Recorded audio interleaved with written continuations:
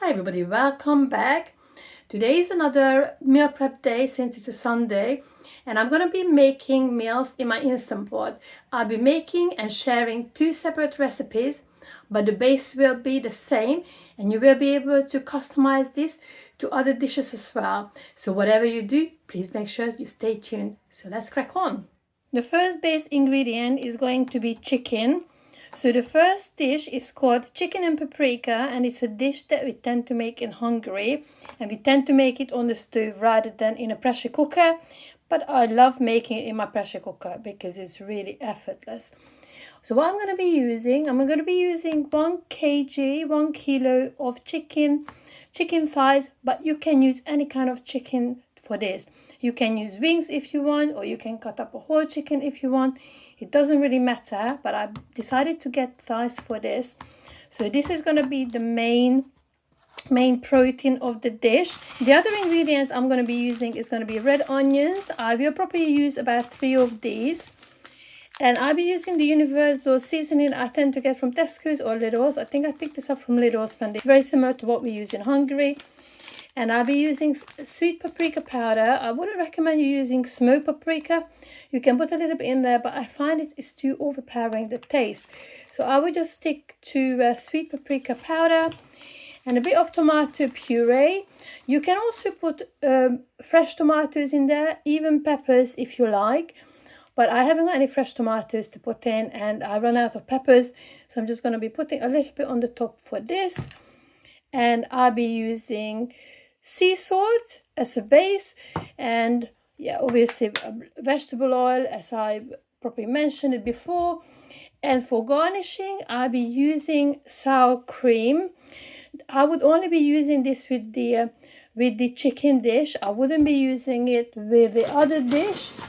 And what I'm going to be making with both of those dishes, I might also mention it now, I'm going to be making pasta with them. So the protein will be, the first one's going to be chicken, and the second dish is going to be pork. But what I wouldn't use with the pork, I wouldn't use a sour cream, but I would be using pretty much all the other ingredients, including the pasta. So what I'm going to be doing next, I'll be taking the onions out. I will be washing them and chopping them, and I'm actually going to be using this little chopper which I mentioned before. It's a manual chopper.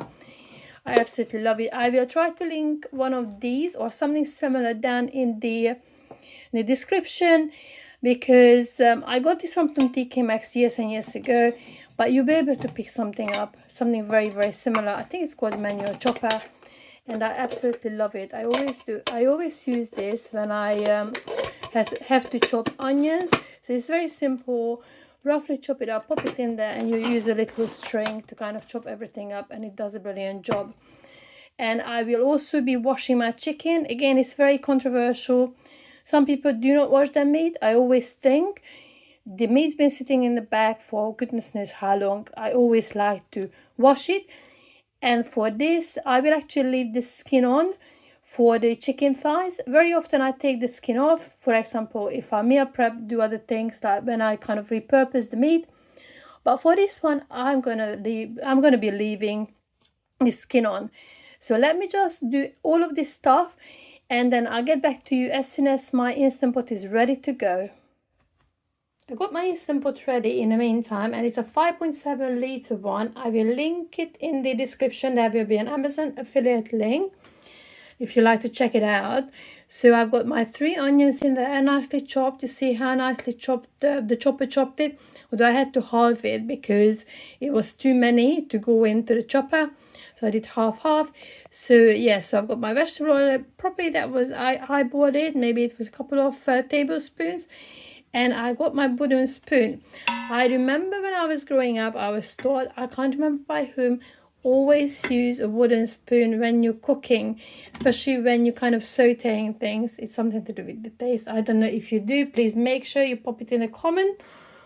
So what I'm going to be doing, I will be putting it on a saute function. Here we go. And when it starts heating up, then it will start sauteing, and I'll be stirring it until it will be kind of glassy. At that point, when it finished sauteing and it will look nice and glazed and glossy, I will turn on the saute function and I will be putting a little bit of paprika powder in there, but I will have to be quick and I will be putting the chicken in and seal everything together. So I think the sauteing will take a few minutes, and after that I'm just going to be popping the rest of the ingredients in there. While the chicken is sauteing, you probably can hear the sauteing in the background. The Instant Pot is just heating up. I just thought I'm quickly going to tell you about the second dish. This is going to be a pork stew. I might have done this recipe before. I can't quite remember because I've done quite a few. But I thought I would just cover it anyway. So what I'm going to be using, I'll be using about half a kilo actually.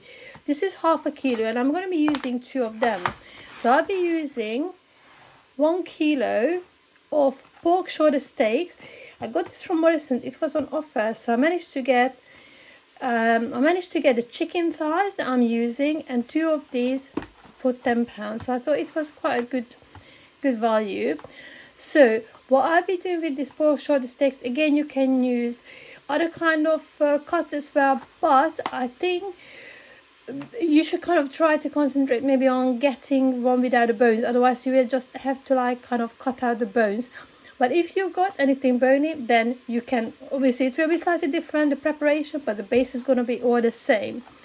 So I'm going to be using these, and I'm going to be using vegetable oil again, and I'll be using 4 of these onions, salt, paprika powder, seasoning, and a tiny bit of tomato puree, but you can leave this out, and that's it. So the basic ingredients is going to be pretty much the same as for the chicken, but you can use this, you can do this recipe with mushrooms. I did a recipe when I used potatoes. Potato paprika is another traditional Hungarian dish. I will actually link that after this video. Please make you do check it out. This recipe, the base is very simple, but you can just customize it the way you want to. So as I said, you can hear properly the onion frying in the background for the chicken. So let me sort that one out, and then I'm going to be chopping up the pork shoulder steaks into cubes and prep them ready for the second dish. The sauteing is coming along really nicely. So next I'm going to be putting some paprika powder in, but before that I have to make sure that I turn this off, because what we don't want to do, we don't want to burn the paprika powder because then it will be quite bitter. I put my paprika powder in there. I would say maybe about 2 to 3 tablespoons, but again I always eyeball it. So I stir it together, again sautés off, and I'm going to be popping the chicken thighs in and kind of try to seal them a little bit. Chicken thighs are in. I'm going to put the saute back again, but only very briefly. So wait until it starts sizzling again. And in the meantime, I'm going to get some water ready, because as soon as it's ready to kind of seal the chicken a little bit, then I will be filling up with water and do all the seasoning as well. So I seal the chicken. You don't have to do too much sealing of the chicken. Even if it's under, it doesn't really matter, because I think when it starts sticking to the bottom of the Instant Pot, there is a chance that you will end up with a burn notice. So I filled it up with water. It's roughly about a pint, which is about 600 ml. And I'm going to be turning the saute function off. So you see, you have to have enough water to kind of cover the chicken, but you don't want to turn it into a soup. Sometimes even this much water will make it quite runny, but we can just get rid of the excess liquid at the end. So I'm just going to be putting the salt and the seasoning and the tomato puree on the top. I'm not stirring in the tomato puree, so I just do the salt, universal seasoning, give it a stir, and put the tomato puree on the top without stirring it. Again, I don't want to trigger any kind of burn notice. And the seasoning, I just eyeball it. So put a little bit in. Make sure you don't overdo it, because obviously we can't take away the seasoning, but we can always add some at the end. So all my ingredients are in. And if you want to put tomatoes in and peppers. I would put small tomatoes. If you've got a bigger tomato, maybe chop it in quarters or half. If you've got peppers, then you kind of roughly slice it up. And again, put it on the top, but you would need to kind of immerse it a little bit. It will cook anyway. So we've got the lid ready to go. So I put the seal in there. So if you're a first time Instant Pot user, make sure that the seal is in properly, because otherwise it will not reach pressure. So I just closed it. Make sure that the little knobby bit is closed, so it's not on venting. Let me have a look. So this is venting. This is for seal. Come to the front, put it on the pressure cook. And then I'm going to be doing, for chicken, I tend to do 25 minutes. It will be nice. It will be falling off the bone. High pressure. And then you will hear a bleep. Here we go. It means that the Instant Pot registered a timer. It's ready to go. It will probably take about, I would say, 10 to 15 minutes for the Instant Pot to reach pressure. And after it reaches pressure, obviously, that's when it starts counting back. So it will probably take about, roughly about 40 minutes.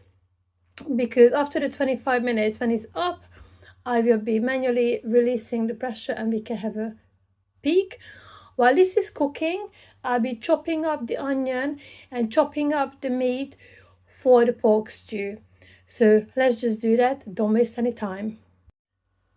The Instant Pot really has surprised me today, because it literally took 5 minutes for the chicken to reach pressure, which is, I think it's really super quick, because there wasn't much liquid in the Instant Pot. So I think the more liquid we have, obviously the more it has to be heated up. It takes longer. But I'm just going to quickly show you again, because I prepped the pork stew. So I chopped it up, but the actual size of the meat, make sure that it's not too small. It's going to be kind of this size, roughly. So in chunks, you can see, roughly. You don't have to be all precise about it. But anyway, so this is the 1 kilo of pork shoulder steaks. And I've got the 4 onions that I chopped up in my little chopper. And I've got the vegetable oil, as I said. So the process is going to be pretty much the same as when I was making the chicken. So I just fry up the onion, mix it up with the paprika powder, fry it a little bit, put the meat in, do the seasoning and fill it up. And so I will be putting a tiny bit of tomato puree in there, not much. You can even leave it out, it's really not necessary. So when the chicken is done, I'll prep everything, I talk you through it quickly, and then I will just show you when it's time to actually set the Instant Pot for the right amount of time. So I shall see you all back here a little bit. So make sure you go and make yourself a cup of tea or a cup of coffee, or have a quick cold drink, and I'll be back in a few minutes. Time is up. It means that the we are ready to release the pressure, otherwise it's just going to go into natural release that we don't want. We want to do manual release. So I'm going to cancel it, and then just going to go to the top. See the little knobby thing, just on and off until you, oops, and I just lost my light. So on and off until the pressure totally will be released. The last of the steam now escaping. I don't know if you can see, but it's very important. Here we go, it's ready to be opened. It's very important when you're releasing the pressure manually to be super careful, because it's hot steam, you can really burn yourself. So ready?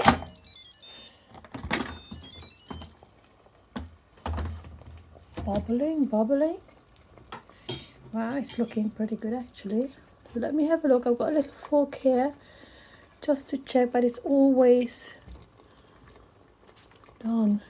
It's not falling off the bone. If you can see, it is definitely cooked. The fork is going through quite nicely. Very good. Checking all of them. And the taste test.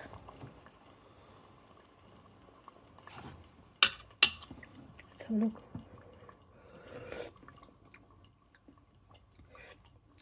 Perfect. Really good. I think the seasoning is absolutely spot on. So yes, it's so simple to make. Chicken and paprika. So what I'm gonna do, I make pasta as well. I will quickly cover that because I made so many videos how I make pasta in the Instant Pot, but I'll quickly talk you through it as well. So we're gonna be having this with pasta. Pasta shape could be any kind of pasta shape, and the dollop of sour cream is gonna be absolutely lush. I'm gonna dish these out, so put it in a pot. I'll wash this pot up, and let's just crack on doing the pork stew in the Instant Pot. We are kind of halfway there. After the pork stew, I'm just gonna make the pasta, and it's done, as pretty much would cover us for about 4 nights for dinner, because we tend to have the same thing a couple of times, one after the other. We are not fast. We can eat the same thing 2 days in a row. It's not a biggie. Welcome back. Hopefully you've had a good drink.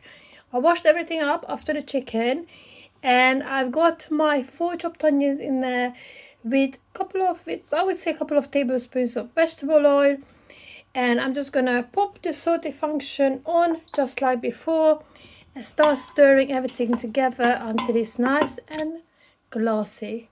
Nice and glassy consistency. As you can see, I'm actually going to be putting the paprika powder in there, but first of all I will turn this off so the paprika powder not going to get burned. And after that I'm going to be putting the meat in and start sealing it together just like what I did with the chicken. So I stirred in the meat as well. I stirred it together with the paprika and the onion, but I will have to put it back on to saute for a little bit for me to kind of seal the meat a bit. Don't have to go mad, because again we don't want to burn the paprika powder. I'm very conscious about not burning it, so just keep stirring it, and then after that I'm going to be popping in the salt, the universal seasoning, and just a very small amount of tomato paste. Again, you can put paprika in, chop it up. You can put tomatoes in there, chop it up, because it's kind of, obviously it's a stew. You can go mad, whatever you would. You can do different seasoning as well, but I like to keep this nice and simple, similar to the chicken one. So we just have to wait a few minutes, and then let's just crack on. We are almost there now. So you're pretty much ready to go. So the water amount was, again, just a little bit over half a pint, maybe about 700 ml. Because I wanted to cover the meat, but then again you can make it a little bit runnier, but then you just end up with a lot of liquid. Seasoning is all in there, and the tomato puree is all in there. I turned on the saute before I filled it up with water, and now we are ready to pop on the lid. Again, the seal is in. Please make sure the seal is in, otherwise you will not reach pressure. And then seal this. So it's not the venting, it's the sealing position, sealed position. Coming to the front, so this is going to be the main difference between this and the chicken, the amount of time it has to go in. Obviously the pork is tougher than chicken, and I always tend to do it for about 35 minutes. So pop it on pressure cook, and we're going to put the temperature up to 35 minutes, because the water quantity is very similar to the chicken. I don't expect it to be too long for it to reach pressure. Maybe again about 5 to 10 minutes I expect. So now it's registered, and it will do its own thing, hopefully without any burn notice. So I shall see you back all here in 35 minutes, about 30 to 40 minutes, and we can open it together and do a taste test. And then after this one, the last bit that we need to do is to make the pasta, and we are ready for the week. Time is up for the pork stew. So this is when we're gonna be releasing the pressure manually. So I have to cancel this again, and I get a cloth. So I got a cloth. What I need to do, just like with the chicken, on the top, open on and off super carefully until all the pressure's gone. Last sliver of pressure releasing. Wait until the knob totally pops down. That's when it's going to be safe to open the lid. But I do prefer to use Instant Pot to the stove, because you prep everything, you seal the pressure, you can get on with whatever you need to do. You don't have to go constantly stir it, and I think the flavor gets locked in so much better when I use the pressure cooker. That's why I absolutely love it, my pressure cooker and my Ninja. Here we go, it's time to open up now. Let's see, steaming up, steaming up. Let me give it a nice quick wipe. I will check that the meat is done, but I know it will be done. So let's have a look. I mean, you can see it's literally falling off the fork. I do like to cook the pork a lot longer, well, kind of a little bit longer than a chicken, because obviously meat is tougher. So let's do a taste test. Let's see. Again, I managed to get the seasoning perfect this time as well. So what I'm gonna do, I'm gonna pop this in a dish. I'm gonna wash everything up, and I'm gonna be making the pasta. If you want to stick around for that, I would love you to. It's gonna be a really quick one, but as I said, I made so many pasta recipes on this channel. You're welcome to skip this bit if you like, but if you do, please make sure that you do check out my potato and paprika as well. And as I said, all the links will be linked down below in the description. They are all affiliate links for Amazon. But yeah, let me just crack on with this and do the pasta. If you're happy to stick around, just enjoy. If you wanna leave, I totally understand. I just keep going on and on and on now. So if you leave now, I'll see you next time, hopefully. If you wanna know how I'm making the pasta, then just let's wash this up and let's just do it. So for the pasta, I'm gonna be using this fusilli pasta from Lidl's. This was a massive 3 kg one. So it was hard to kind of measure out how much I actually used in Instant Pot. I think it was probably about just under a kilo. So whenever I make pasta in the Instant Pot, I tend to make fusilli or penny pasta or even spaghetti. But always check how long it should be cooked on the stove. And what I experimented on, normally the recipe would say, look at the lower number and go by that lower number.